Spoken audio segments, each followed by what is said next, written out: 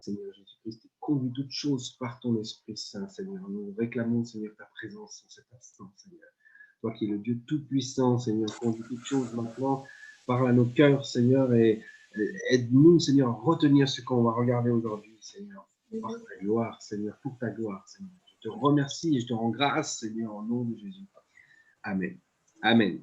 Gloire au Seigneur. Que Dieu vous bénisse à tous, mes frères et sœurs. Donc, on va continuer notre étude sur l'évangile de Jean, et donc nous sommes au chapitre 14 aujourd'hui. L'évangile de Jean, chapitre 14.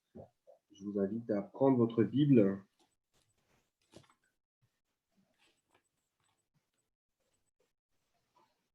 Au chapitre 14 de l'évangile de Jean.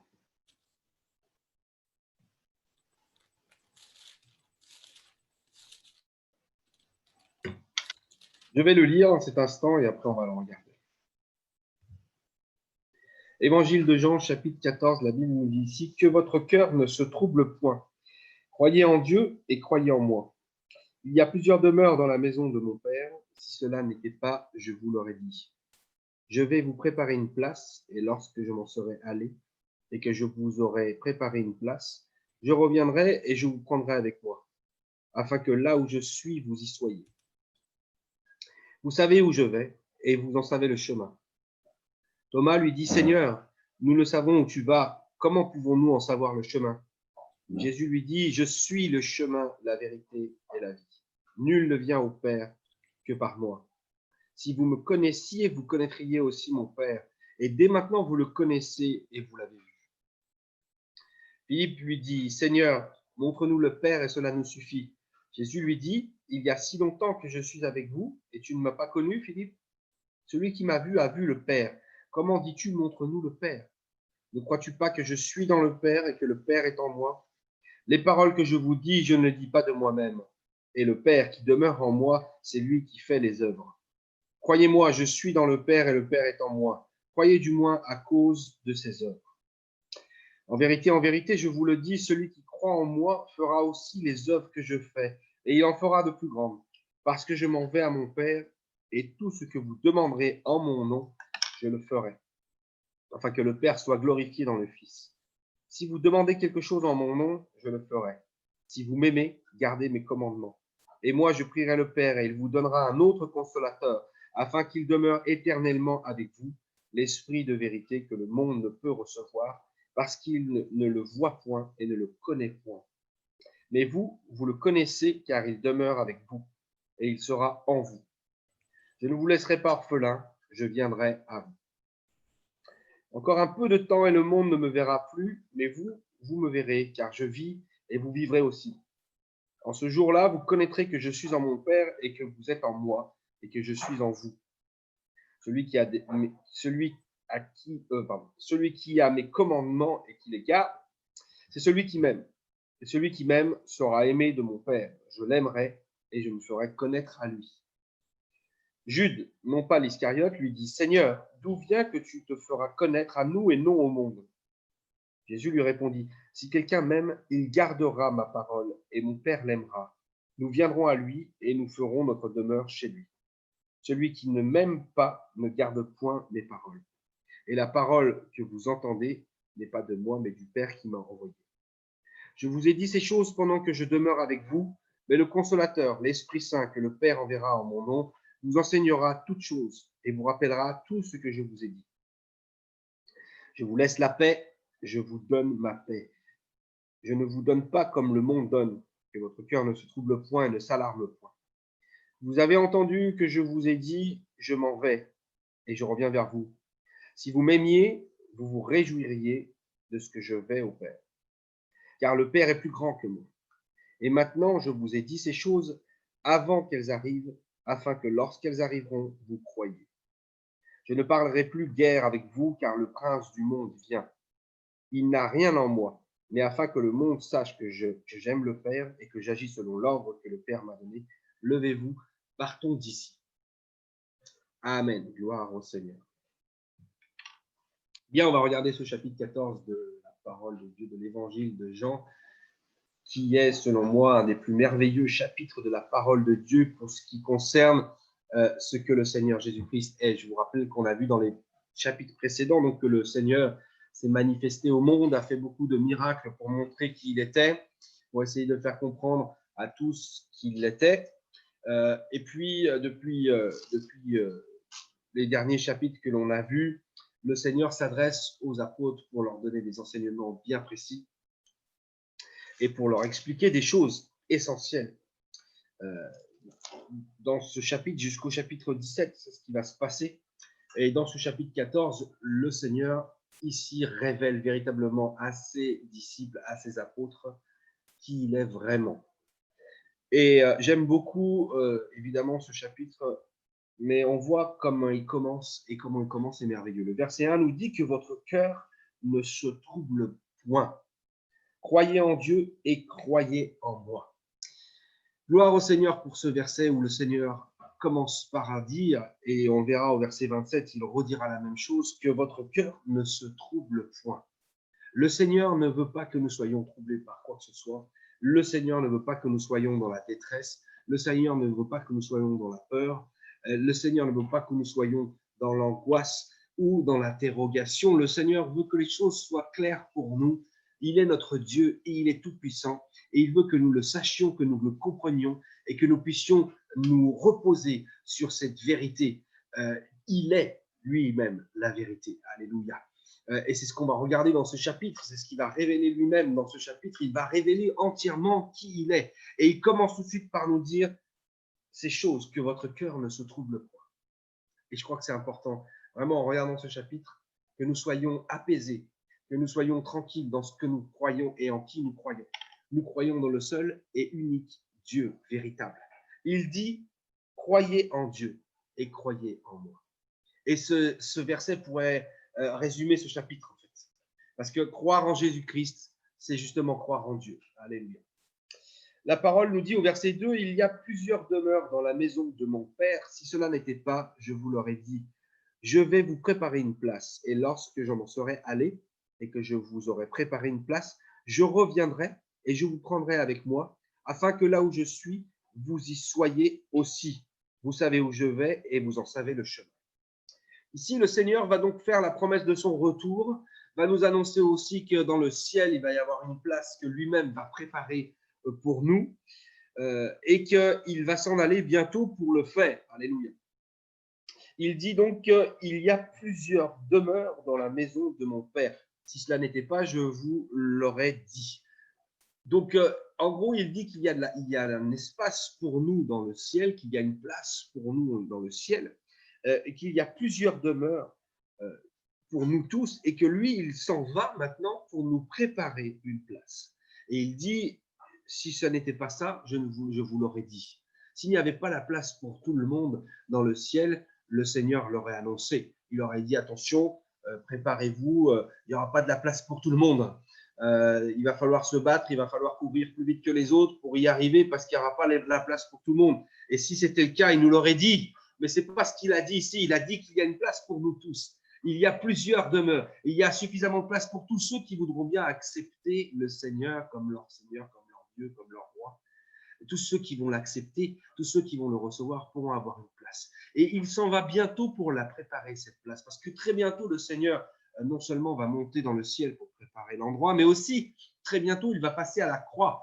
Et c'est à la croix où, véritablement, en fait, il va nous offrir cette place. C'est à la croix où il va nous permettre à nous tous et à toute l'humanité, en vérité, à pouvoir avoir un accès dans le ciel et une place qui nous est réservée dans le ciel. Et si nous avons une place qui nous est réservée dans le ciel, ce n'est pas par nos propres forces, ce n'est pas parce que nous sommes bons, parce que nous allons faire quelque chose. Le Seigneur a bien dit, ne vous troublez pas, que votre cœur ne se trouble pas. S'il y a bien une place dans le ciel qui nous attend, c'est parce qu'il a ouvert la porte, parce qu'il a ouvert le chemin qui nous permet d'y aller.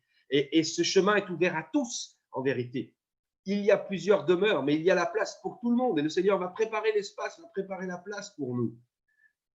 Seulement, il faut accepter le Seigneur. Il faut comprendre qui il est. Il faut recevoir cette belle révélation de qui est Jésus-Christ. Et c'est ce qu'il fait dans ce chapitre-là. Il va expliquer qui il est vraiment. Et il annonce aussi, lorsque je m'en serai allé, que je vous aurai préparé une place, lorsqu'il aura fini cela, il reviendra. je reviendrai et je vous prendrai avec moi. Ici, le Seigneur donne la promesse de son retour et il donne la promesse que quand il reviendra, il nous prendra avec lui. Mais il prendra ceux qui croiront en lui. Alléluia. Ceux qui ont été sauvés. Et je vous prendrai avec moi afin que là où je suis, vous y soyez aussi. Et tout de suite, le Seigneur ici, encore après ce premier verset où il dit de croire en lui, de croire en Dieu, ce qui revient à nous dire que celui qui croit en Jésus-Christ croit en Dieu, ce qui revient à dire que Jésus-Christ est Dieu. Ici, tout de suite, il nous parle de la maison de son Père, c'est-à-dire du royaume de Dieu. Il nous parle du royaume de Dieu et il nous dit qu'il va bientôt y aller dans ce royaume pour préparer un endroit. Mais il nous dit qu'il va le faire après, il va revenir nous chercher pour nous y amener. Et il nous dit afin que là où je suis, vous y soyez. Donc il parle du ciel. Il est ici sur la terre à ce moment où il dit ces paroles. Il est avec les disciples, il est devant eux, il est au milieu d'eux. Et il parle du ciel où il va aller après. Mais il ne dit pas afin que là où je serai, quand je serai là-bas, vous y soyez aussi. Il dit afin que là où je suis, vous y soyez aussi. Et ce je suis là, c'est encore un autre je suis de la parole où le Seigneur nous dit qu'il est Dieu. Amen. C'est le je suis qui prouve qu'il est Dieu.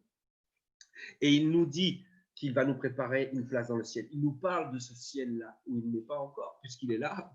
Mais il dit où je suis parce qu'il est Dieu, parce qu'il est le Père et parce qu'il est omniprésent, parce qu'il est non seulement là dans ce corps en train de parler avec les disciples, mais il est aussi dans le ciel, évidemment, parce qu'il est Dieu et Dieu est omniprésent. Amen. C'est pour ça que le Seigneur tout de suite leur dit, afin que là où je suis, vous y soyez aussi. Et il va leur dire, vous savez où je vais et vous en savez le chemin, parce que le Seigneur leur a déjà parlé. Il leur a déjà dit que bientôt il allait remonter dans le ciel, que bientôt il allait aller au sacrifice. Il leur a bien dit aussi ces choses-là. Il leur a parlé du ciel et il leur a parlé aussi du chemin qui mène au ciel. C'est pour ça qu'il leur dit, vous savez où je vais et vous en savez le chemin. Mais les disciples ne comprennent pas toujours ce que le Seigneur dit. Alors Thomas, au verset 5, lui dit, Seigneur, nous ne savons où tu vas, comment pouvons-nous en savoir le chemin? Parce que le Thomas plutôt n'a pas compris ce que le Seigneur lui a dit exactement. Il ne sait pas vraiment où il va. Peut-être comme on l'avait vu dans le chapitre précédent où Pierre pensait peut-être que Jésus allait partir en voyage. Peut-être que Thomas aussi là, pense que Jésus va peut-être partir en voyage, il ne sait pas où. Alors il lui dit, on ne sait pas où tu vas. Comment est-ce qu'on peut savoir le chemin? C'est vrai, comment est-ce qu'on peut connaître le chemin d'un endroit où on ne sait pas où c'est? Il ne peut pas en connaître le chemin. Mais Jésus lui parle du ciel et Jésus lui parle du chemin qui mène au ciel. Et Jésus va donner là cette belle révélation au verset 6, ce vers merveilleux verset 6, où il dit, Jésus lui dit, je suis le chemin, la vérité et la vie. Nul ne vient au Père que par moi. Gloire soit rendue au Seigneur Jésus-Christ. Merci au Seigneur Jésus-Christ pour cette révélation merveilleuse. Merci à notre roi pour cette parole si belle qu'il vient de donner ici à cet instant. Thomas ne comprend pas parce qu'il ne comprend pas toujours ce que Jésus dit. Jésus donne des choses tellement spirituelles. Nous, aujourd'hui, on connaît ce chapitre, on connaît cette parole, donc on comprend ce qu'il est en train de dire. Mais imaginez-vous, lorsqu'il les a dites, ces paroles, pour la première fois que les apôtres ont entendu cette parole, il leur a dit, je m'en vais, et vous savez où je vais, vous en connaissez le chemin, mais ils ne comprenaient rien, ils ne comprenaient pas ce qu'il disait. Il leur parlait du ciel et du moyen d'aller dans le ciel. Alors Thomas disait, mais on ne sait pas où tu vas. Et le Seigneur a dit une chose. Thomas a dit, je ne sais pas où tu vas, donc je n'en connais pas le chemin. Et Jésus a dit, je suis le chemin. Le Seigneur nous fait cette déclaration merveilleuse. Il est le chemin. Vous savez, beaucoup de religions disent que tous les chemins mènent à Rome, que toutes les croyances mènent à Dieu. Beaucoup pensent cela. Beaucoup pensent qu'il y a qu'un seul Dieu et que tous ceux qui croient en un seul Dieu finiront de toute façon par le voir à un moment donné. Beaucoup pensent qu'il y a beaucoup de religions et que plusieurs d'entre elles mènent au ciel. Mais c'est un mensonge. Tout cela est un mensonge du diable. Il n'y a qu'un seul chemin. Il n'y a qu'un seul chemin qui mène au ciel. Le Seigneur lui-même dira de prendre la porte étroite et le chemin resserré qui mène au ciel. Parce qu'il y a un chemin qui est large, une porte énorme qui mène à la perdition. Et il y en a beaucoup qui prennent ce chemin-là. Mais le vrai chemin, le seul chemin, c'est un chemin étroit. C'est un chemin que personne ne voit. C'est un chemin que très peu prennent. Mais ceux qui empruntent ce chemin étroit et qui passent par cette porte étroite vont dans le ciel. Et le Seigneur Jésus-Christ annonce ici, quel est ce chemin? Il est le chemin, le seul chemin. Il n'a pas dit, je suis un chemin qui mène au ciel. Il a dit, je suis le chemin. Il n'y a pas d'autre chemin. Pour aller au ciel, ce n'est pas compliqué. Pourquoi est-ce que l'homme ne peut pas aller au ciel? Il ne peut pas aller au ciel parce qu'il est un pécheur et que dans la présence de Dieu, il ne peut y avoir le péché parce que le Seigneur est saint. Et nous ne sommes pas saints pour aller au ciel. Nous ne sommes pas saints pour pouvoir nous présenter devant lui. Nous ne sommes pas saints pour pouvoir vivre dans le royaume de Dieu. Alors, il faut régler ce problème. C'est le problème numéro 1. Si le Seigneur Jésus-Christ nous a sauvés à la croix, c'est parce qu'il s'est occupé du problème du péché. C'est parce qu'il a pris le péché sur lui. Et c'est ça. Il a pris la condamnation qui nous revient à cause du péché pour nous sanctifier, pour nous permettre à nous de nous présenter dans le ciel devant le Seigneur, sanctifié, lavé, purifié. Alléluia. Gloire au Seigneur. Merci au Seigneur pour cela. Donc, en vérité, le seul chemin qui peut permettre à l'homme d'aller dans le ciel, c'est d'abord de passer par Jésus-Christ. Jésus-Christ est celui qui a ouvert le chemin. Le sacrifice de Jésus à la croix, c'est le chemin qui est ouvert, c'est la porte qui s'ouvre pour le paradis, pour le ciel. Alléluia, gloire au Seigneur. Jésus est le chemin. Jésus est aussi la vérité, c'est ce qu'il a déclaré ici. Je suis le chemin, la vérité et la vie. Jésus est la vérité. Et il dit une chose pareille que pour le chemin. Il n'a pas dit je suis une vérité. Il a dit je suis la vérité. La parole de Dieu est la vérité. Jésus est la parole de Dieu et Jésus est la vérité. Il n'y a pas 50 000 chemins pour aller dans le ciel, il n'y en a qu'un. Il n'y a pas 50 000 vérités sur cette terre qui nous amènent au salut, il n'y en a qu'une. Et le Seigneur Jésus-Christ, c'est lui qui est tout cela. Il est le chemin et il est la seule vérité. Tout ce que l'on entend à côté ne sont que des fables et des mensonges qui nous mènent sur le chemin qui est large, qui nous mènent sur la porte qui s'ouvre sur la perdition. Il n'y a qu'une seule vérité et c'est le Seigneur Jésus-Christ. Lui, il est pur, lui, il est saint parce qu'il est le Dieu saint. Et lui nous parle et toute sa parole qu'il donne, c'est la parole de vérité. Il est le véritable, il est le Dieu véritable. Il est la vérité, c'est lui que nous devons suivre. Et il dit, je suis le chemin, la vérité et la vie. De la même manière, ce Dieu tout-puissant que nous avons, c'est lui qui détient la vie dans ses mains. C'est lui qui est capable de prendre notre vie et c'est lui qui est capable de donner la vie. Alléluia. Mais en tout cas, c'est lui qui tient la vie éternelle entre ses mains et qui nous la donne. Beaucoup de personnes ont cherché la vie éternelle, ont cherché le Saint Graal peut-être, comme le roi Arthur et ses chevaliers qui cherchaient la vie éternelle par le Saint Graal. Mais ce n'est pas par le Saint Graal qu'on trouve la vie éternelle. C'est effectivement par le sang de Jésus-Christ, mais pas parce qu'on boit dans une coupe qui a recueilli le sang du Christ.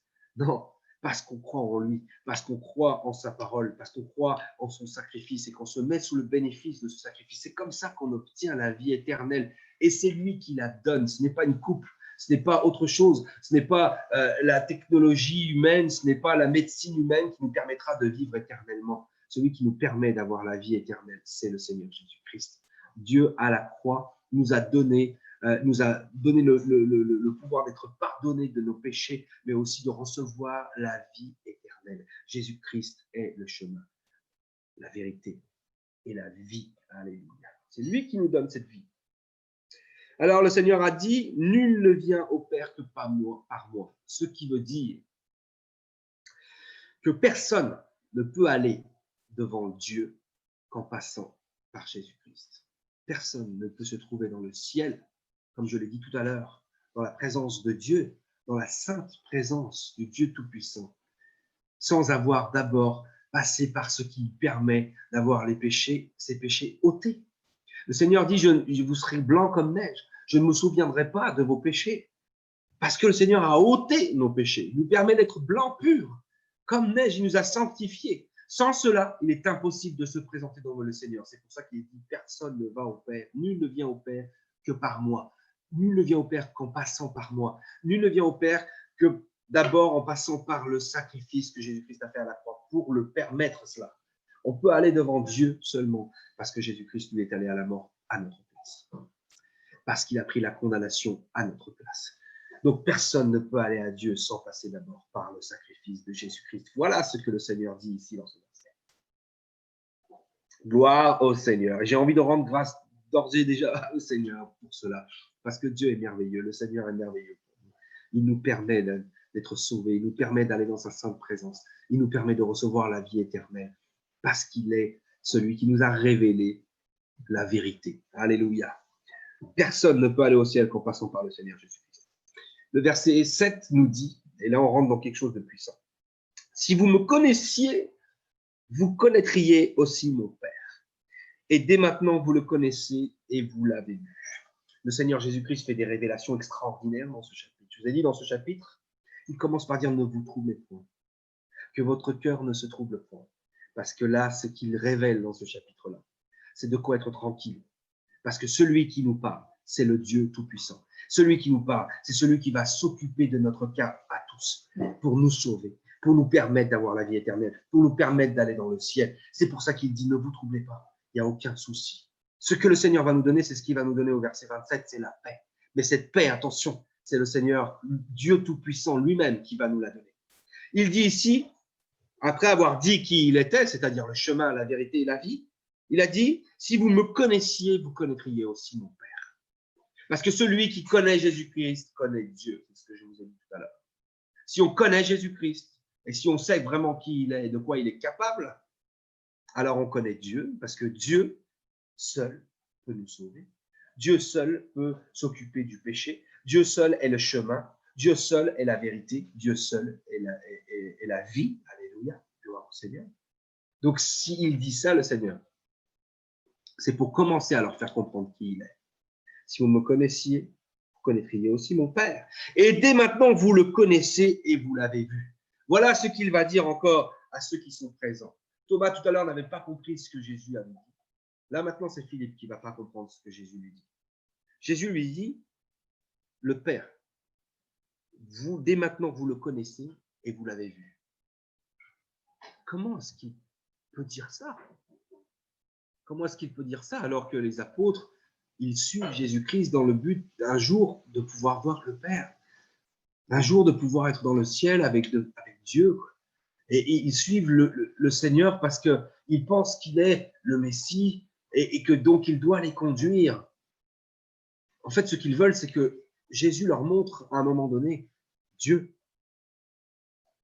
Et là maintenant, il leur dit, vous le connaissez déjà et vous l'avez vu. Alors là, en tant qu'être humain, ils ne comprennent pas. Verset 8, Philippe lui dit, Seigneur, montre-nous le Père et cela nous suffit. Philippe, après ces paroles que le Seigneur vient de lui dire, il dit, voilà, la seule chose qui nous intéresse à nous, c'est de voir le Père. Alors montre-nous le Père et cela nous suffit. Tout ce que voulaient les apôtres, c'était ça, c'était pouvoir voir Dieu. Et à qui d'autre qu'à Jésus-Christ on peut demander cette chose merveilleuse? Montre-nous Dieu. Mais la réponse du verset 9 de Jésus-Christ, elle est encore plus extraordinaire que tout. Jésus lui dit, il y a si longtemps que je suis avec vous et tu ne m'as pas connu, Philippe. Celui qui m'a vu a vu le Père. Comment dis-tu, montre-nous le Père? Philippe veut voir le Père, alors que Jésus-Christ vient de lui dire, mais tu l'as déjà vu, tu le connais déjà. Et il dit, nous, c'est tout ce qu'on veut, c'est le voir. Alors Jésus va lui dire, mais ça fait tellement longtemps que je suis avec toi, tu ne m'as pas encore connu. Tu ne me connais pas. En fait, c'est ça qu'il dit. Il dit, depuis tellement de temps que je suis avec vous, avec tous les miracles que j'ai faits, avec toutes les preuves que je vous ai montrées de qui je suis, tu ne me connais toujours pas. Tu ne sais toujours pas qui je suis, en fait. C'est ça qu'il est en train de dire à Philippe. Depuis tout ce temps où tu m'entends parler, où tu me vois agir, où tu as vu même Lazare ressusciter des morts, où tu as vu les aveugles voir, les lépreux purifier, les boiteux qui sautent et qui glorifient le Seigneur. Tu ne m'as toujours pas connu, tu n'as toujours pas compris qui je suis, tu ne sais toujours pas qui je suis. Que ton cœur ne se trouble pas, Philippe. Le Seigneur dit, celui qui m'a vu a vu le Père. Celui qui voit Jésus-Christ voit Dieu. Celui qui connaît Jésus-Christ connaît Dieu. Celui qui comprend qui est Jésus comprend qui est Dieu. Les apôtres veulent voir le Père et nous voulons tous voir le Père. Nous voulons voir Dieu. Mais Jésus est celui qui nous révèle Dieu parce qu'il est Dieu. Alléluia. Dieu s'est incarné dans la chair. La Bible nous dit que Dieu, le Dieu Tout-Puissant, le Père éternel, l'Éternel de l'Ancien Testament, s'est manifesté dans la chair. Il est venu dans le monde. Il est venu au milieu de son peuple. Il est venu ici au milieu de sa création et il l'a fait dans plusieurs buts, dans le but principal de mourir en offrant ce corps qu'il a créé sur la croix pour nous permettre à nous d'avoir nos péchés pardonnés et nous permettre d'aller dans le ciel, comme il dit. Il est lui seul le chemin qui mène au ciel parce qu'il est le seul qui est digne d'avoir fait ce sacrifice parce qu'il est saint. Et il n'y en a qu'un qui est saint, c'est Dieu Tout-Puissant. Dieu s'est incarné dans la chair et il était celui qu'on appelle le Fils de Dieu. Jésus, c'est Dieu qui s'est incarné dans la chair. Donc, celui qui a vu Jésus a vu Dieu. Alléluia. Donc, il va dire à Philippe, Philippe, celui qui m'a vu a vu le Père. Comment dis-tu, montre-nous le Père? Comment est-ce que tu peux dire ça? Qu'est-ce que je vais te montrer, moi? Depuis que je te connais, je te montre qui est le Père. Je te montre qui est Dieu. Depuis que tu me connais, tu vois Dieu. Alléluia. Ne crois-tu pas que je suis dans le Père et que le Père est en moi? Les paroles que je vous dis, je ne les dis pas de moi-même. Et le Père qui demeure en moi, c'est lui qui fait les œuvres. Croyez-moi, je suis dans le Père et le Père est en moi. Croyez du moins à cause de ses œuvres. Le Seigneur essaye de faire comprendre une chose. Jésus n'est pas un homme dans lequel Dieu a envoyé son Saint-Esprit, comme certains croient. Jésus, c'est Dieu dans un corps qu'il a créé lui-même. Un corps humain, attention, un corps 100% humain, un corps fait de chair, d'os et de sang. Mais celui qui est dans ce corps-là, ce n'est pas un homme comme vous et moi qui a reçu le Saint-Esprit, ce n'est pas ça. Celui qui est en Jésus-Christ, c'est Dieu. En lui habite corporellement toute la plénitude de Dieu, nous dit Colossiens. Toute la plénitude de Dieu était en Jésus-Christ. Dieu était en Christ, réconciliant le monde avec lui-même, nous dit aussi la parole. En Jésus-Christ demeure Dieu. Il est en Dieu et Dieu est en lui. Je vous rappelle que Jésus est la parole de Dieu. La parole qui sort de ma bouche, c'est moi-même. C'est ce qui fait partie de moi-même. C'est en moi. Et c'est comme ça que Jésus est en Dieu. Et c'est comme ça que Dieu est en Jésus. Amen. Il essaye de leur faire comprendre quelque chose qui est compliqué pour eux parce qu'ils voient un homme. Ils voient un homme devant eux, un homme qui a mangé, un homme qui était fatigué, un homme qui a pleuré, un homme comme eux, un homme qui est capable de souffrir, un homme qui est capable d'avoir tous les sentiments par lesquels nous pouvons passer, un homme normal, mais aussi un homme qui a fait des miracles extraordinaires, un homme qui était saint, un homme qui n'avait pas une seule parole mauvaise dans sa bouche, un homme extraordinaire comme personne n'est, un homme qui, lorsqu'il parlait, pouvait subjuguer tous ceux qui écoutaient. Parce que sa parole qui sortait, c'était la parole de vie. Alléluia. Mais c'est un homme normal. Donc quand ils le voient et quand ils l'entendent dire, ils ne comprennent pas. Et il essaie de leur faire comprendre, comprenez que c'est Dieu qui est en moi. Comprenez que c'est Dieu qui est dans ce corps qui vous parle. Et comprenez que cette voix qui sort là, c'est la voix de Dieu. Amen. Je suis en Dieu et Dieu est en moi. Comprenez cela. C'est dur pour eux de le comprendre. Mais il leur dit, croyez-moi, je suis dans le Père et le Père est en moi. Croyez du moins à cause de ses œuvres. C'est vrai, vous voyez un homme qui vous parle ici et vous ne comprenez pas que cet homme puisse être le créateur de toutes choses. C'est compliqué à comprendre. Et il dit, si vous ne croyez pas à ça, si vous avez du mal, et croyez au moins dans les œuvres que je fais. Lorsque le Seigneur a ressuscité Lazare, comment est-ce que c'était possible? Quel homme peut faire ça? Lorsque le Seigneur Jésus-Christ est venu vers eux, quand ils étaient dans la barque, dans la tempête, et qu'il marchait sur l'eau pour venir à eux, et qu'il a parlé à la tempête, aux vagues, au vent, et il a arrêté tout cela en un instant. Parce qu'il est Dieu. Lorsqu'il a pris les pains et les poissons et qu'il les a multipliés pour nourrir une foule énorme de 10 000 personnes, qui pouvait faire ça? Seulement Dieu. Amen. Lorsqu'il a purifié les lépreux, lorsqu'il a guéri les malades, lorsqu'il a donné la vue aux aveugles et qu'il a fait parler les muets, c'était Dieu. Seulement Dieu pouvait faire ça. C'est pour ça que le Seigneur a dit, si vous ne comprenez pas, si vous avez du mal en me regardant, moi, un être humain, là, comme vous, fait de chair et d'os, si vous ne comprenez pas, moi, croyez au moins à cause des œuvres que Dieu a faites. Amen. Verset 12, en vérité, je vous le dis, celui qui croit en moi fera aussi les œuvres que je fais, et il en fera de plus grandes, parce que je m'en vais au Père, et tout ce que vous demanderez en mon nom, je le ferai, afin que le Père soit glorifié dans le Fils. Si vous demandez quelque chose en mon nom, je le ferai. Le Seigneur, ici, nous donne encore quelque chose d'extraordinaire. Dans ce chapitre, il y a aussi les promesses. Dans ce chapitre, le Seigneur commence et finira aussi par nous dire que votre cœur ne se trouble point. Et frères et sœurs, voyons bien ici que le Seigneur encore nous rassure, que notre cœur ne se trouble pas. Parce qu'il dit ici que les choses qu'il a faites, aussi extraordinaires qu'elles puissent être, il nous permettra de les faire également. Et il nous permettra de les faire si nous demandons à Dieu en son nom. Si nous demandons les choses à Dieu au nom de Jésus. Il le dira aussi dans Marc au chapitre 16. Il nous dira que au nom de Jésus, en son nom, nous pourrons chasser les démons. Nous pourrons guérir les malades, etc., etc. Vous connaissez toutes ces choses. Oui, le Seigneur a fait des choses extraordinaires. Oui, il a pardonné plusieurs personnes qu'il a rencontrées. Oui, il a guéri un certain nombre de personnes pendant qu'il était là. Et ce sont des belles choses, de grandes choses, des choses merveilleuses. Mais le Seigneur a dit, vous en ferez de plus grandes. Parce que depuis que le Seigneur est remonté au ciel, qu'il a envoyé son Saint-Esprit sur les croyants, et jusqu'à aujourd'hui, il y a eu un nombre incroyable de personnes qui ont été sauvées. Il y a eu un nombre incalculable de personnes qui ont été guéries. Il y a eu un nombre incroyable de miracles qui ont été faits au nom de Jésus. Effectivement, ce que le Seigneur a dit là, ça s'est accompli. Oui, les croyants, nous tous, depuis les siècles que le Seigneur est parti dans le ciel, depuis tout cela, nous avons fait des choses plus grandes encore que ce que le Seigneur Jésus-Christ a fait en quelques années. Oui, nous avons fait beaucoup plus de choses, des choses plus grandes, parce que le Seigneur a pardonné les péchés de plusieurs. Mais depuis qu'il est monté au ciel, combien ont eu leurs péchés pardonnés? Parce que les croyants remplis du Saint-Esprit ont prêché la parole. Parce qu'ils ont invoqué le nom de Jésus sur ceux qui étaient pécheurs.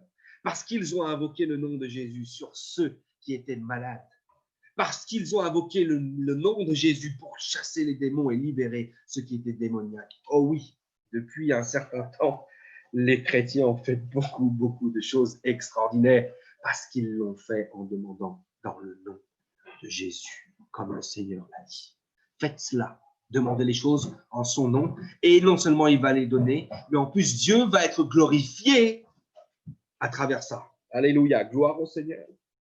Ce passage est merveilleux. Alors, il dit, si vous demandez quelque chose en mon nom, je le ferai. Alléluia. Alléluia. Je le ferai. C'est lui qui va le faire. C'est pas nous qui avons guéri les malades. C'est pas nous qui avons chassé les démons.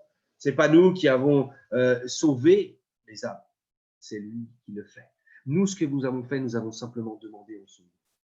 Et nous allons continuer à le faire. Nous allons continuer à demander dans le nom de Jésus pour qu'il y ait des miracles, qu'il y ait le salut. Gloire soit rendue à notre Seigneur.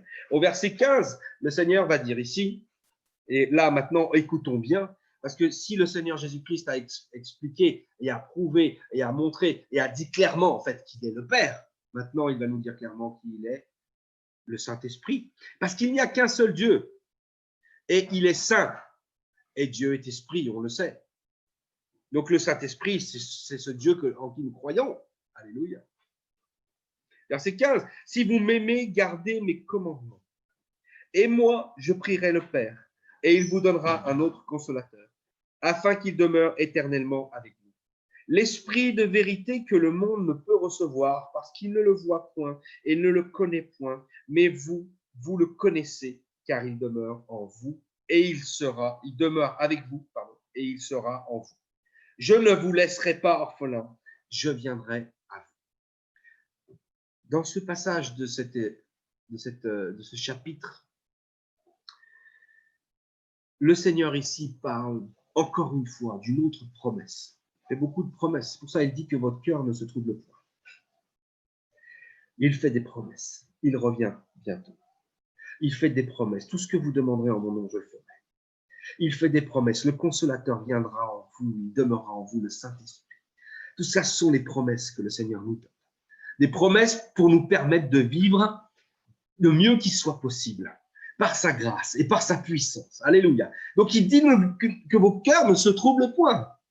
Je vais vous dire qui je suis et je vais vous dire ce que je vais faire. Voilà pourquoi il dit que vos cœurs ne se troublent point. Et mon cœur n'est pas troublé quand je vois ce chapitre, parce que vraiment, je me réjouis d'avance, je me réjouis de connaître mon Seigneur, de savoir qui il est, de savoir de quoi il est capable et ce qu'il a fait pour nous. Alléluia, gloire au Seigneur. Il a dit, si vous m'aimez, gardez mes commandements, parce que ça, c'est le plus important, d'aimer le Seigneur et de garder sa parole. Si vraiment on aime le Seigneur, alors on doit garder sa parole. Et si on garde sa parole, alors il est prêt à nous remplir de son Saint-Esprit et il est prêt à nous conduire jusqu'à dans le ciel. Alléluia. Mais pour nous, nous devons garder sa parole et continuer à l'aimer parce qu'il est digne d'être aimé de toute façon. Il dit, moi je prierai le Père et il vous donnera un autre consolateur afin qu'il demeure éternellement avec vous. Et je m'arrête ici un instant parce que dans l'Ancien Testament, le Saint-Esprit venait sur les prophètes. Les prophètes parlaient de la part de Dieu et le Saint-Esprit s'en allait. Il ne demeurait pas en eux. Mais le Seigneur fait cette promesse que le Saint-Esprit viendra pour demeurer éternellement avec nous. Lorsque nous sommes baptisés du Saint-Esprit, il est possible par une mauvaise vie, par une vie de péché, par une vie loin de Dieu, que l'on puisse attrister le Seigneur, affaiblir le Saint-Esprit, éteindre le Saint-Esprit en nous. Mais le Saint-Esprit, une fois qu'il va rentrer en nous, il reste éternellement en nous. Parce que ça, c'est la promesse qu'il nous a faite. On ne peut pas être destitué du Saint-Esprit. Si le Seigneur t'a rempli, alors il restera en toi. Par contre, il ne faut pas l'attrister. Il ne faut pas l'affaiblir. Il ne faut pas l'éteindre. Il faut l'entretenir. Mais s'il veut rester éternellement avec nous. Je prierai le Père et il vous donnera un autre consolateur afin qu'il demeure éternellement avec vous. L'Esprit de vérité, donc il parle du Saint-Esprit évidemment. Et je m'arrête encore une fois. L'Esprit de quoi, frères et sœurs? L'Esprit de qui? L'Esprit de quoi? L'Esprit de vérité. Mais qui est la vérité? Jésus-Christ nous a dit tout à l'heure, il est la vérité. Dieu est la seule vérité qui soit. Et l'Esprit de vérité, c'est l'Esprit de Jésus. C'est l'Esprit de Dieu, puisqu'il est la vérité.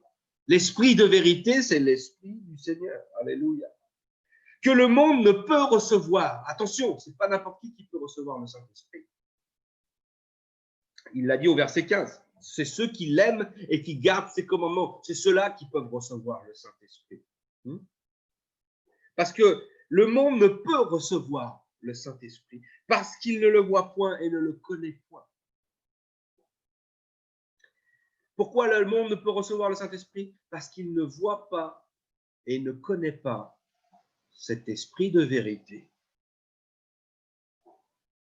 Mais vous le connaissez car il demeure avec vous et il sera en vous. Le Seigneur ici révèle une chose extraordinaire. Il dit aux apôtres, tout à l'heure il leur a dit, vous connaissez le Père. Il leur a dit, si vous me connaissiez à moi, vous connaîtriez aussi le Père. Et d'ores et déjà, vous le connaissez et vous l'avez vu. Parce qu'il parlait de lui-même. Là encore, il parle du Saint-Esprit, mais il dit, le monde ne le connaît pas, il ne le voit pas, mais vous le connaissez. Car il demeure avec vous. Mais qui demeure avec eux? C'est Jésus-Christ qui demeure avec eux.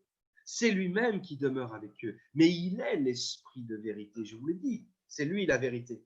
Il est l'esprit de vérité. Et l'esprit de vérité qui va venir sur les croyants, comme il est en train de le promettre ici, c'est l'esprit de Jésus, c'est son esprit, c'est le seul Esprit Saint. C'est le seul esprit de vérité. Donc évidemment, ils le connaissent. Évidemment, il demeure avec eux. Évidemment, puisque c'est Jésus. Et il dit, non seulement il demeure avec vous maintenant, mais il sera en vous. La promesse que le Seigneur nous fait, c'est que son Saint-Esprit demeurera en nous éternellement. Gloire soit rendue à notre Seigneur. Et enfin, le verset 18, le Seigneur dit, je ne vous laisserai pas orphelins, je viendrai à vous.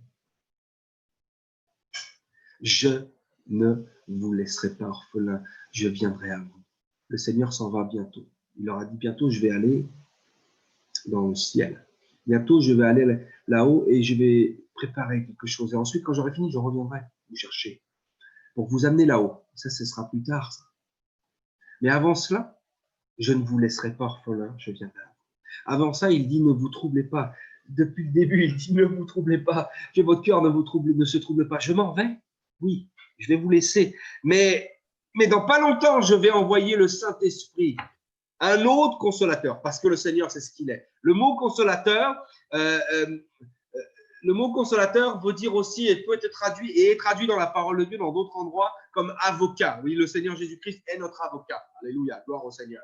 Mais il parle ici d'un autre avocat, le Saint-Esprit, qui va demeurer en nous, et qui va nous aider aussi, qui va nous consoler, mais qui aussi va nous défendre. Alléluia, gloire au Seigneur. En fait, c'est un autre moyen par lequel Dieu va nous défendre. Alléluia. C'est un autre moyen par lequel le Seigneur va nous consoler. Il est dans le ciel, il est partout. Il est le Dieu Tout-Puissant, il est le Dieu qui est créateur de toutes choses, il est notre Père. Mais ce Dieu Tout-Puissant s'est incarné dans la chair à un moment donné. Il était à un endroit bien précis, il était là. Il leur a parlé. Et en leur disant ça, il leur a dit d'ailleurs, en leur parlant du ciel, afin que là où je suis, vous y soyez aussi. Parce qu'il était aussi dans le ciel, parce qu'il est le Père, il est partout. Mais il était là, présent, sous une forme humaine, pour donner une sorte de consolation. D'abord à Israël, puis à toute l'humanité. Mais il leur a dit très bientôt, il y aura une autre forme de consolation pour vous. Le Saint-Esprit, l'Esprit de vérité, qui viendra pour demeurer en vous éternellement. Et pour bien leur faire comprendre ce que c'est exactement, il leur dit, je ne vous laisserai pas orphelin. Je viendrai à vous, je ne vous laisserai pas orphelin, je viendrai à vous. Alléluia, gloire au Seigneur. Il leur révèle en fait qu'il est le Saint-Esprit. Alléluia. Il n'y a qu'un seul Dieu. Toute la Bible nous dit qu'il n'y a qu'un seul Dieu.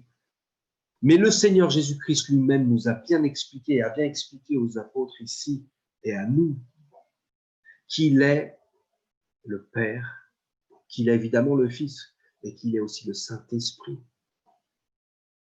Parce qu'il n'y a qu'un seul esprit. Il n'a pas dit les esprits, il a dit l'esprit de vérité. Il n'a pas dit les vérités, il a dit la vérité. Il n'y a qu'un seul Dieu. Et ce Dieu-là s'est manifesté de plusieurs manières. Et ce Dieu-là s'est manifesté dans la chair pour nous sauver. Mais ce Dieu-là se manifeste aussi sous la forme du Saint-Esprit lorsqu'il vient en nous pour nous conduire, pour nous aider, pour nous convaincre de péché, pour nous rappeler, comme il est dit dans ce chapitre, pour nous rappeler les paroles de Dieu, les paroles de Jésus-Christ. Vous voyez, dans ce chapitre-là, le Seigneur fait des révélations extraordinaires. Et j'aime tellement qu'il ait commencé ce chapitre en disant que votre cœur ne se trouble pas. Alléluia, gloire au Seigneur. Verset 14, encore un peu de temps et le monde ne me verra plus. Mais vous, vous me verrez, car je vis et vous vivrez aussi. En ce jour-là, vous connaîtrez que je suis en mon Père et que vous êtes en moi et que je suis en vous. Celui qui a mes commandements et qui les garde, c'est celui qui m'aime. Et celui qui m'aime sera aimé de mon Père, je l'aimerai et je me ferai connaître à lui. Là, il parle clairement de ce que c'est recevoir le Saint-Esprit. Encore un peu de temps et le monde ne me verra plus, d'accord? C'est vrai, il va partir. Mais vous, vous me verrez, car je vis et vous vivrez aussi. Parce qu'il ne va pas nous laisser orphelins, parce qu'il va nous remplir de son Saint-Esprit. Et c'est comme ça qu'on va le voir. Aujourd'hui, c'est comme ça qu'on voit le Seigneur Jésus-Christ, à travers les croyants qui sont remplis du Saint-Esprit. Amen. En ce jour-là, vous connaîtrez que je suis en mon Père. Amen. Et que vous êtes en moi et que je suis en vous. Alléluia, gloire au Seigneur. C'est quand on est rempli du Saint-Esprit qu'on comprend vraiment, qu'on a cette compréhension-là que Jésus est en Dieu, en fait, d'accord? Et que Dieu est en Jésus, comme il l'a dit tout à l'heure. Mais que aussi Dieu est en nous, alléluia. Et que Jésus est en nous, alléluia. Gloire au Seigneur. En ce jour-là, au jour donc où il va les remplir du Saint-Esprit, au jour où il nous remplit du Saint-Esprit, là, on est capable de comprendre ce qu'il dit dans ce chapitre. On est vraiment capable de comprendre ce qu'il a dit quand il a dit « Je suis dans le Père et le Père est en moi ». Là, vraiment, on est capable. Quand lui, il sera en nous, c'est là où on sera capable. Et il dit encore, pour répéter au verset 15, ce qu'il avait dit au verset 15, celui qui a mes commandements et qui les garde, c'est celui qui m'aime. Si vous m'aimez, gardez mes commandements. Si vous gardez mes commandements, c'est que vous êtes ceux qui m'aiment. Et celui qui m'aime sera aimé de mon Père, et je l'aimerai, et je me ferai connaître à lui. Écoutons bien cette phrase, frères et sœurs. Écoutons bien cette phrase. Celui qui m'aime sera aimé de mon Père. Virgule, je l'aimerai. Celui qui aime Jésus sera aimé de Dieu, sera aimé de mon Père, sera aimé de Dieu. Je l'aimerai. Si je suis aimé de Dieu et que Jésus dit je l'aimerai, c'est que Jésus est Dieu, encore une fois. Et je me ferai connaître à lui. Comprenons bien cette phrase. Celui qui m'aime sera aimé de mon Père. Donc, je l'aimerai.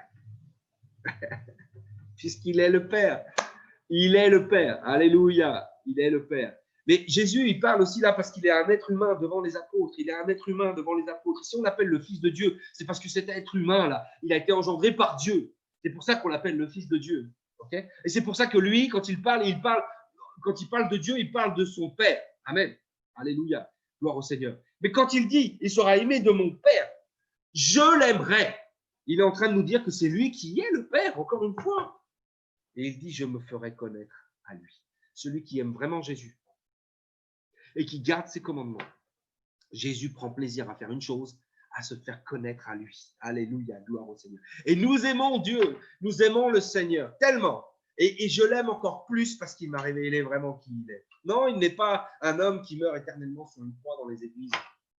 Non, il n'est pas un enfant qui est emmailloté dans une crèche avec un âne et avec Marie, Joseph et tous les rois mages, tout ce que vous voulez. Non, il est le Dieu Tout-Puissant. Alléluia. Et il s'est révélé à nous, il s'est fait connaître à nous. Gloire soit rendue à notre Seigneur Jésus-Christ. Oh mon Dieu, gloire soit rendue à notre Seigneur. Verset 22, j'essaie de faire vite parce que du coup, j'ai pris beaucoup de temps, évidemment, parce que j'aime tellement ce chapitre. Je ne sais même pas si je vais essayer de le finir. Allons un peu plus vite. Jude, verset 22, non pas l'Iscariote, attention, il faut le préciser. Ce n'est pas Judas, c'est Jude. Lui dit, Seigneur, d'où vient que tu te feras connaître à nous et non au monde? Là, c'est pareil, Jude, maintenant, lui, il ne comprend pas. Comment est-ce possible que Jésus va se faire connaître à eux, mais pas à tout le monde? Parce qu'il s'imagine que Jésus va revenir comme un roi sur Israël et que donc du coup, tout le monde va le voir, tout le monde va le connaître. Voilà, il pense ça. Il pense qu'il va faire un retour triomphant. Toujours, il pense qu'il va libérer le peuple d'une manière humaine. On ne comprend pas qu'en fait, de quoi le Seigneur lui parle. Il parle de choses spirituelles. Donc, il lui dit, comment est-ce que ça se fait que tu ne vas pas te faire connaître à tout le monde, mais seulement à nous? Alors, le Seigneur répond au verset 23. Jésus lui répondit, si quelqu'un m'aime, il gardera ma parole, et mon Père l'aimera. Nous viendrons à lui, et nous ferons notre demeure chez lui. Celui qui ne m'aime pas ne garde point mes paroles. Et la parole que vous entendez, ce n'est pas moi, mais ce n'est pas de moi, mais du Père qui m'a envoyé. Là, il leur explique maintenant. Pourquoi est-ce que les autres ne vont pas le connaître? Pourquoi est-ce qu'il ne va pas se faire connaître au monde, seulement aux apôtres? Parce que les autres ne l'aiment pas et ne gardent pas sa parole. Ceux qui ne gardent pas la parole du Seigneur, il ne va pas se présenter à eux et il ne va pas se faire connaître à eux. Vous voyez, ceux qui rejettent la parole de Dieu, ceux qui rejettent la Bible, ceux qui rejettent la parole de Jésus-Christ, ils ne savent pas qui est Jésus. Nous, on essaye de leur expliquer, mais ils ne comprennent même pas. Pourquoi? Parce qu'ils n'aiment pas Dieu et parce qu'ils ne gardent pas sa parole. Mais ceux qui sont véritablement, ceux qui aiment véritablement Dieu et qui gardent vraiment sa parole, eh bien alors le Seigneur Jésus-Christ se fait connaître à eux. Il les connaît, eux le connaissent et comprennent qui il est vraiment. Et la parole qu'il dit, il le dit ici, ça ne vient pas de lui, c'est-à-dire cet être humain qui est là, mais ça vient du Père. Cette parole qu'il donne, cette parole extraordinaire il explique, ceux qui gardent cette parole, eh bien, ils le connaissent, mais ceux qui ne gardent pas cette parole ne le connaissent pas. Cette parole, ça ne vient pas de Jésus, c'est-à-dire l'homme qui est en train de parler, ou que beaucoup croient il est en train de créer une religion, ou je ne sais pas quoi. Non, non, non. Cette parole-là qu'il est en train de donner, elle vient de Dieu. C'est Dieu qui parle. C'est Dieu qui donne cette parole. Et celui qui garde cette parole et qui aime Dieu, eh bien, il connaît qui est Jésus-Christ, vraiment. Il connaît vraiment qui est Dieu. Celui qui ne le garde pas, eh bien, il ne le connaît pas. Verset 25, je vous ai dit ces choses pendant que je demeure avec vous, mais le consolateur, l'Esprit Saint, que le Père enverra en mon nom, vous enseignera toutes choses et vous rappellera tout ce que je vous ai dit. Alléluia. Là maintenant, il leur dit une chose, il leur dit, je vous dis tout ça maintenant, pendant que je demeure avec vous. Après, il va dire, s'il dit tout ça maintenant, c'est pour qu'après, il puisse comprendre que tout ce qu'il avait dit s'est accompli, que tout ce qu'il avait dit était vrai, et que tout ce qu'il avait dit a pu s'accomplir et se vérifier de cette manière parce qu'il est celui qui connaît toutes choses, celui qui est omniscient. Alléluia. Celui qui est Dieu. Et il leur dit, le consolateur, donc l'Esprit Saint, qu'il a parlé tout à l'heure, que le Père enverra en mon nom, vous enseignera toutes choses et vous rappellera tout ce que je vous ai dit. L'Esprit Saint de Dieu. L'Esprit de vérité. L'Esprit qui nous conduit. L'Esprit qui nous parle, qui nous conseille. L'Esprit qui nous aide à comprendre la parole de Dieu. Cet Esprit-là, alléluia, il nous enseignera toutes choses. Par le Saint-Esprit qui vient en nous, Dieu nous enseigne tout ce qu'on a besoin de savoir. C'est pour ça, c'est une promesse de Dieu à laquelle chaque croyant doit aspirer. C'est pour ça que cette promesse de Dieu, on doit demander à Dieu de nous la donner, cette promesse. Il nous l'a donnée, on y a droit. Okay? Si quelqu'un vous fait une promesse, vous êtes en droit de la réclamer. Mais quand c'est Dieu qui vous fait une promesse, vous êtes en droit surtout de croire qu'il va l'accomplir. Parce qu'un homme peut se repentir de ce qu'il a dit, mais Dieu ne se repentit pas de ses promesses. Et le Seigneur a dit qu'il nous remplirait. Nous devons le demander parce qu'il va nous conduire dans toute la connaissance. Il va nous révéler tout ce dont nous avons besoin par son Saint-Esprit. Il a dit, il vous enseignera toutes choses et vous rappellera tout ce que je vous ai dit. Parce que le Seigneur a dit des choses extraordinaires que les apôtres et que nous tous, nous avons besoin de dire et de redire et de réexpliquer afin que d'autres puissent être sauvés. Et ces paroles-là, le Saint-Esprit qui demeure dans les croyants, il aide à ce qu'on s'en rappelle. Si les apôtres ont pu transmettre le message que Jésus-Christ leur avait dit sans se tromper, parce que Dieu est un Dieu d'ordre et il veut que sa parole ne soit pas modifiée, mais qu'elle soit claire et nette. Et s'ils ont pu le faire, c'est parce qu'ils étaient remplis de l'Esprit de Dieu qui leur a rappelé toutes les paroles de Jésus-Christ. Amen. Je pourrais passer encore des heures, vous imaginez bien que dans ce chapitre, je pourrais prêcher pendant 1 heure sur chaque verset, en fait. Mais je suis obligé d'avancer. Le verset 27 dit, je vous laisse la paix, je vous donne ma paix. Je ne vous donne pas comme le monde donne, que votre cœur ne se trouble point, ne s'alarme point. 4 minutes ce matin, sur ce verset.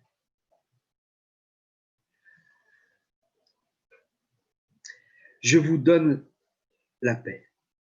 Alléluia, gloire au Seigneur. Le Seigneur ici, encore une fois, comme il l'a dit dans le premier verset, dans ce verset 27, nous dit que votre cœur ne se trouble point et ne s'alarme point. N'ayez pas peur. N'ayez aucune crainte. Il va se passer des choses très bientôt. Bientôt, le Seigneur va être pris. Il va être emmené à la croix. Il va être crucifié. Il va être tué. Il va être enseveli dans le tombeau. Mais le Seigneur leur dit, ne vous troublez pas. Bientôt, le Seigneur va mourir, donc il va ressusciter le 3e jour. Et il va monter dans le ciel, mais il aura fait une promesse dans ce chapitre. Je ne vous laisserai pas orphelin, je viendrai à vous. Que votre cœur ne se trouble pas.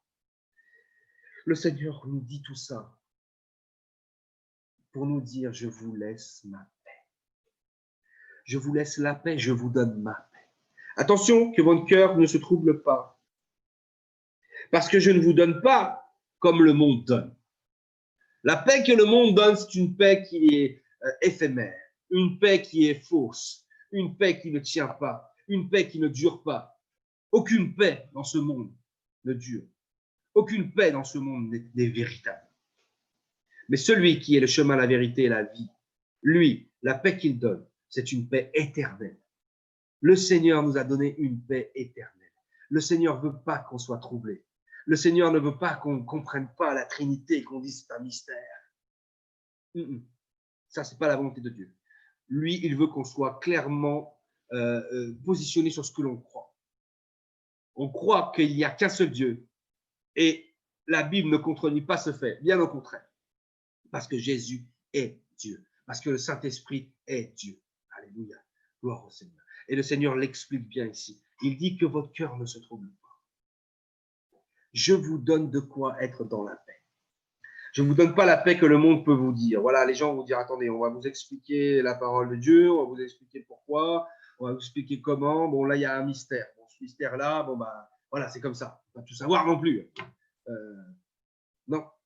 Le Seigneur dit non. Vous allez être dans une paix. Vous voyez quand vous faites ah,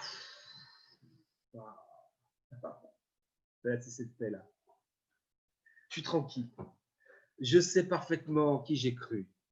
Je sais parfaitement qui est Jésus. Je sais qui est Dieu. Et j'ai vu Dieu à travers le Seigneur Jésus-Christ. Parce qu'il a dit lui-même, celui qui m'a vu a vu le Père. OK. Et le Seigneur fait une promesse du Saint-Esprit, mais après il dit, je ne vous laisserai pas orphelin, je viendrai à vous. OK. OK.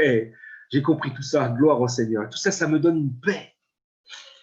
Parce que je me dis que celui qui est mort à la croix pour me sauver, c'est pas n'importe qui en fait. C'est Dieu, le Père éternel. C'est l'Esprit Saint. C'est le Saint d'Israël. C'est l'Éternel des armées. Alléluia. C'est le grand je suis. Alléluia. C'est le rocher des siècles. C'est lui qui m'a donné cette paix. C'est lui qui m'a sauvé. C'est lui qui fait qu'aujourd'hui, je suis tranquille. Je suis relaxé là. Oh, mon cœur ne se trouble point en aucun cas parce que je sais que je vais aller dans le ciel. Je sais en plus qu'il est en train de me préparer une demeure et je sais que j'y ai droit. J'y ai droit parce que c'est Dieu lui-même qui s'est occupé de tout ça. C'est Dieu lui-même qui s'est occupé de tout ça. C'est Dieu lui-même qui s'est occupé de mon problème. C'est Dieu lui-même qui s'est occupé de mon salut. Et c'est Dieu lui-même qui me l'a dit et qui me l'a assuré. C'est Dieu lui-même qui m'a donné cette paix. Mais je suis dans une paix, mais je n'arrive même pas à la qualifier, cette paix. Elle est extraordinaire, cette paix. Alléluia. Verset 28, vous avez entendu que je vous ai dit, je m'en vais et je reviens vers vous. Si vous m'aimiez, vous vous réjouirez de ce que je vais au Père, car le Père est plus grand que moi. Et maintenant, je vous ai dit ces choses avant qu'elles arrivent, afin que lorsqu'elles arriveront, vous croyiez. Le Seigneur leur a dit, je vous ai dit, je m'en vais et je reviens. Mais si vous m'aimez vraiment, vous serez content, en fait, vous vous réjouirez que je vous ai dit, je vais au Père, car le Père est plus grand que moi. Là, il parle du fait que dans le corps dans lequel il est incarné ici, le Seigneur est limité. Il est enfermé dans ce corps-là. Bien sûr, en Jésus, il y a toute la plénitude de Dieu. Mais tant qu'il est là, de cette manière-là, tant qu'il est là, il ne peut pas venir en nous en tant que Saint-Esprit, parce qu'il est là, dans ce corps humain. Et il dit, si vous m'aimiez, parce que si on l'aime, ça veut dire quoi? Il l'a bien expliqué avant. Si on l'aime, c'est qu'on garde ses commandements, c'est qu'on croit en sa parole. Et sa parole, c'est laquelle? Sa parole, c'est qu'il nous a promis qu'il allait revenir. Sa parole, c'est qu'il nous a promis qu'il allait demeurer en nous. Sa parole, c'est qu'il a dit qu'il allait venir sous la forme du Saint-Esprit, l'Esprit de vérité qui va demeurer éternellement en nous. Donc, si on l'aime, on croit à cette parole. Si vous m'aimiez, vous vous réjouiriez que j'aille au Père, parce qu'il est plus grand que moi. Parce que le fait que le Seigneur va au Père, il n'est plus limité maintenant pour nous envoyer son Saint-Esprit, pour qu'il puisse demeurer en nous. Si on l'aime, c'est qu'on garde sa parole.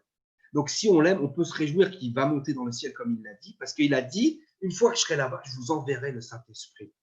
Amen. Donc, si on l'aime, on croit en sa parole et on peut se réjouir qu'il s'en va, en fait. Parce que ça va être triste, là, maintenant. Ça va être triste qu'il va s'en aller, parce qu'il va être crucifié. Il va mourir. On va avoir du mal, là, on va avoir des difficultés. Et puis après, il va ressusciter, gloire au Seigneur. Mais après, il va repartir. Et les anges eux-mêmes vont dire, pourquoi est-ce que vous vous troublez? Pourquoi vous vous regardez comme ça? Par là où il est parti, il va revenir de la même manière. Mais le Seigneur veut nous dire, si vous croyez en ce que je vous ai dit, vous devriez être content de ce qui va se passer, parce que ça va vous permettre d'être sauvés, puis ça va me permettre à moi de vous envoyer le Saint-Esprit. D'accord? C'est pour ça qu'il dit ça. Maintenant, je vous ai dit ces choses avant qu'elles n'arrivent, afin que lorsqu'elles arrivent, vous croyez. Le Seigneur a tout annoncé, il a tout expliqué dans ce chapitre. Il a dit qui il était, il a dit ce qu'il allait faire, il a tout dit. Il a donné toutes les promesses, des promesses extraordinaires. Il a dit, restez tranquille, que votre cœur ne se trouble point. Et il a expliqué pourquoi. Et il a dit, j'ai dit tout ça avant que ça arrive, pour que lorsque ces choses arrivent, vous puissiez croire vraiment. Et nous, aujourd'hui, nous en sommes loin. Toutes ces choses sont passées depuis longtemps. Et nous croyons à ces choses-là. Nous y croyons tranquilles. Et c'est pour ça qu'aujourd'hui, nous pouvons recevoir la vraie paix. La paix que Dieu donne. La paix que Dieu seul donne. Alléluia. Gloire au Seigneur. Verset 30. Je ne parlerai plus guère avec vous, car le prince du monde vient. Il n'a rien en moi. Mais afin que le monde sache que j'aime le Père et que j'agis selon l'ordre que le Père m'a donné, levez-vous partout ici. Maintenant, il annonce que Satan, effectivement, va venir. Parce que Satan va exciter toute cette foule-là qui va crucifier le Seigneur. Et évidemment, il dit, il n'a rien en moi.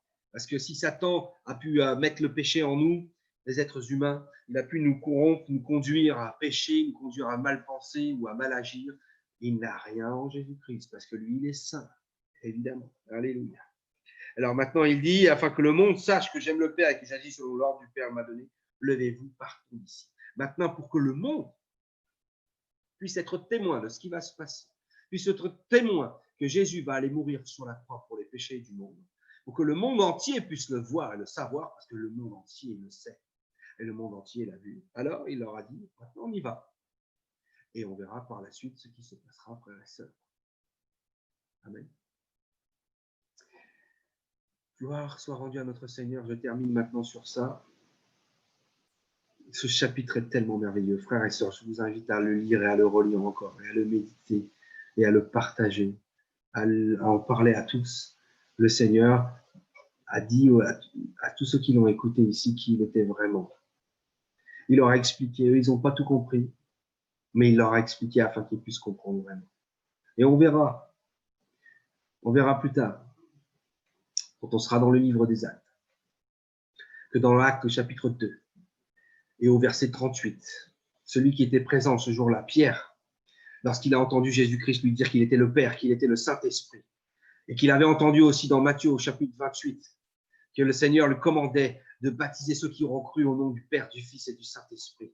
Pierre, après avoir reçu le Saint-Esprit, cette promesse qui a été donnée dans ce chapitre, il a dit à tous ceux qui étaient troublés et qui voulaient être sauvés, repentez-vous et que chacun de vous soit baptisé au nom de Jésus-Christ pour le pardon des péchés et vous recevrez le don du Saint-Esprit. Parce que ceux qui étaient là ce jour-là et qui ont entendu le Seigneur dire tout ce qu'on a regardé aujourd'hui, ils ont compris que le nom du Père, que le nom du Fils, que le nom du Saint-Esprit, c'est Jésus. Alléluia. On va prier, frères et sœurs, on va terminer sur ça. On va rendre grâce à notre Seigneur qui s'est révélé à nous, qui se révèle encore. On va demander à Dieu qu'il se révèle encore davantage à tous ceux qui ne l'ont pas encore connu, à tous ceux qui ne croient pas encore en lui, à tous ceux qui ne l'aiment pas suffisamment pour garder ses paroles et pour qu'ils puissent se faire connaître à eux. Alléluia. On va prier pour ça.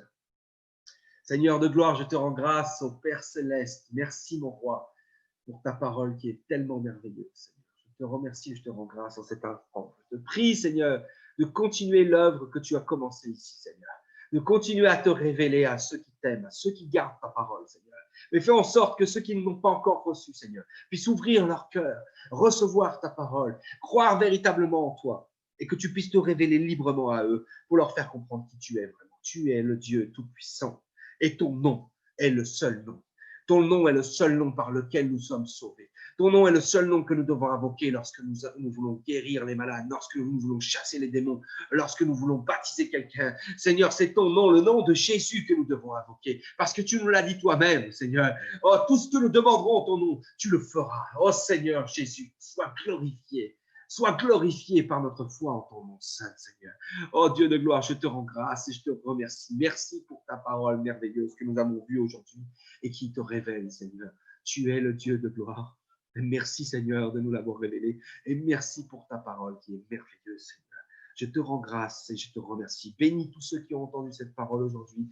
Bénis tous ceux qui l'entendront encore, Seigneur. Révèle-toi à chacun, Seigneur Jésus-Christ, et que ton nom soit béni, Seigneur. Sois glorifié. Je te rends grâce et je te remercie au nom de Jésus. Amen.